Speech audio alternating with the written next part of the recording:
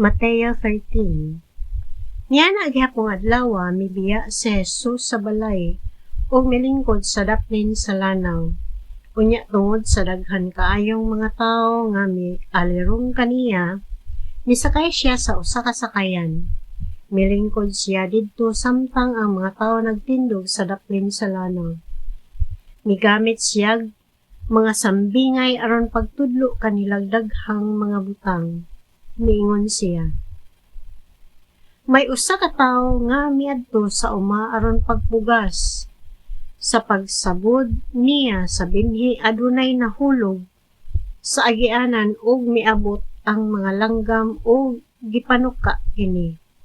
Ang uban nahulog sa yuta nga batuon ug nanurok dayon kay diutay raman ang dili lawom ang yuta niini. Apan sa pagsubang na sa adlaw na lawos ang bag-ong nanurok ug kay wala man makagamot pag-ayo nangalaya dayon kini. Ang ubang mga binhi didto nahulog sa dapit sa mga tunokong sagbot.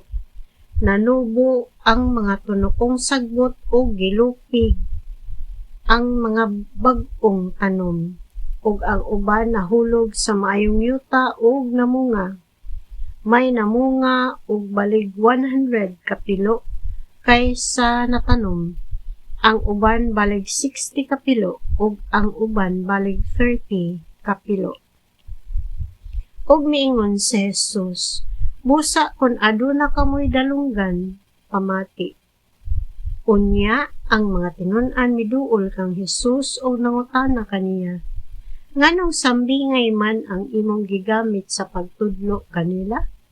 Si Jesus miitubag, ang mga tinago mahitungod sa paghari sa Dios, gipadayag na kaninyo apan wala ipadayag kanila.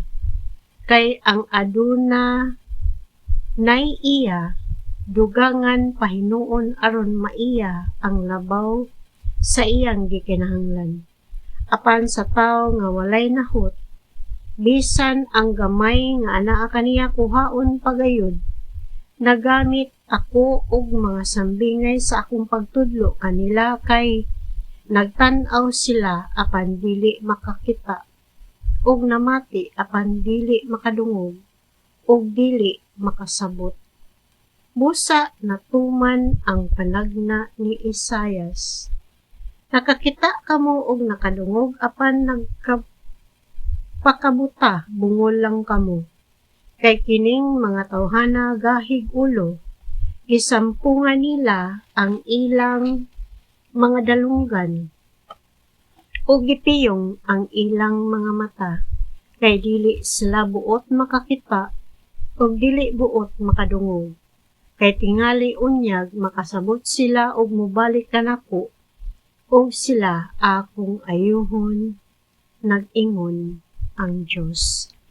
Apan kamo, pagkabulahan ninyo, kay makakita ang inyong mga mata, ug makadungog ang inyong mga dalunggan.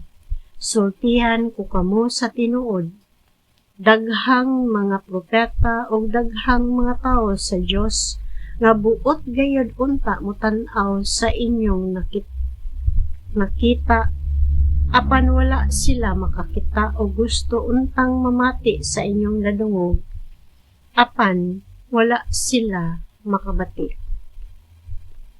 Busa pamati kamo ug sabta ninyo ang kahulugan sa sambingay mahitungod sa magpupugas. Kadtong nakadungog sa mensahe, mahitungod sa gingharian apan wala makasabot niini, adtuon sa yawa o sa miton gikan kaniya ang mga binhi nga napugas diha sa iyang kasing-kasing. Sama niini ang binhi nga nahulog didto sa agianan.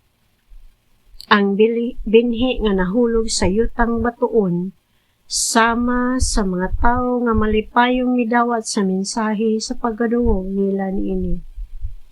Apan wala kini makagamot diha kanila busa dili sila mulahutay.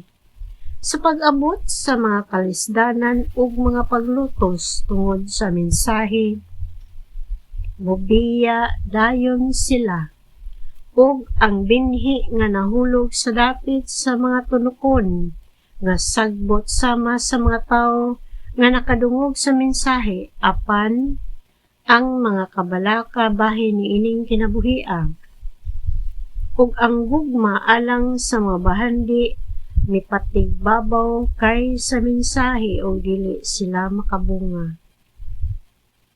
Ug ang binhi nga napugas didto sa mayong yuta sama sa mga tawo nga nakadungog o nakasabot sa mensahe, mamungas silag tag 100, ang uban tag 60 o ang uban tag 30. Unya misugilon si Jesus kanila laing sambingay. Ang paghari sa Dios na isama sa usa ka tawo nga nagpugas og maayong binhi didto sa iyang uma. Usa niya na kagabi samtang nangatulog ang tanan, usa ka kaaway ang miadto og misabud og liso sa mga sagbot, sagol sa trigo ug unya mibiya. Sa nakatubo na ang mga tanom o misugod na pagbuswak ang mga uhay, diha pa mailhi ang mga sagbot. Ang mga sulugoon sa tag-iya miduol kaniya og miingon, "Sir, maayo man unta ang binhi nga imong gipugas apan diin man gikan ang mga sagbot?"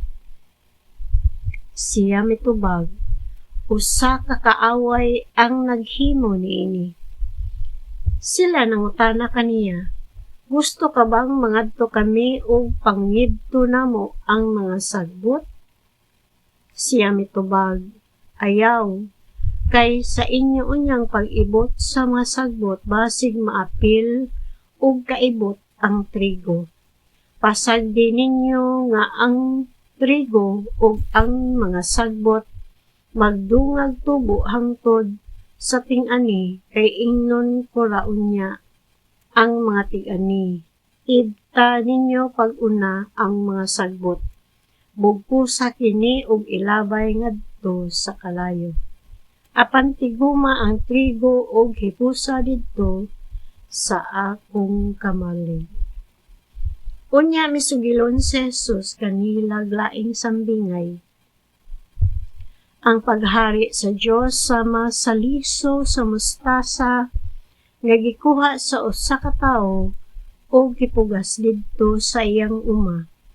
Mao kini ang kinagamyan sa tanang liso, apan sa pagtubo na niini nahimo kini nga labing dako sa tanang tanom. Nahimo kining kahoy og nanugdon ang mga langgam niini og nagsalag sa iyang mga sanga. Si Jesus misugilon usab kanila og laing sambingay. Ang paghari sa Dios sama niini gikuha sa usa ka babaye ang igpapatubo sa pan o gisagol sa balig tulo ka takos nga harina hangtod mitubo ang tibuok minasa. Si Jesus migamit og mga sambingay aron pagsugilon niining mga butanga ngadto sa mga tawo. Wala siya gisulti kanila bisag unsa nga dili pinaagig sambingay. Gihimo niya kini aron matuman ang giingon sa propeta. "Mugamit akog mga sambingay sa akong pagpakigsulti kanila. Suginlan ko silag mga butang nga wala pahibalo sukad mabuhat ang kalibutan." Unya mibiya si Jesus sa mga tawo og misulod sa balay. Ang iyang mga tinun-an miduol kaniya og miingon, "Pasabta kami sa kahulugan sa sambingay, may tungod sa mga sagbot sa uma." Si Jesus mitubag, "Ang nagpugas sa maayong binhi mao ang anak sa tao. Ang uma mao ang kalibutan, ug ang maayong binhi mao ang mga tao nga sakop sa gingharian. Ang mga sagbot mao ang mga tawo nga sakop sa yawa, ug ang kaaway nga nagsabod sa mga sagbot mao ang yawa.